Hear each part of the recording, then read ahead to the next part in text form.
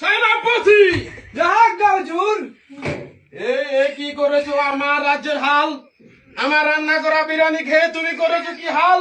এখন আমি ঘুম থেকে উঠে কি খাবো তোমাদের বাল? কে খেয়েছে সেই বিরিয়ানি, আমার রান্না করা বিরিয়ানি? জনাব বন্দি করো তাকে।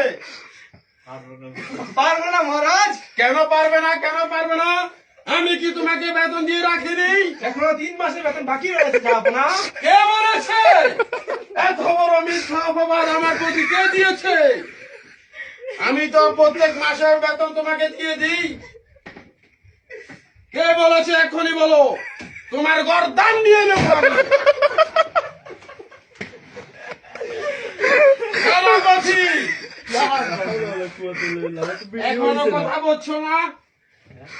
কে বলেছে তোমাকে মিথ্যা অপবাদ আমার প্রতি দিতে? জয়নাল দিয়েছে। কেউ বন্দি করো জনালকে। আমার বাবা ছিল এই রাজ্যের এক বলুন বলুন। আমার বাবা ছিল এই রাজ্যের রাজা, তার উত্তরসূরি হিসাবে আমি পেয়েছি এই রাজ্যের রাজা।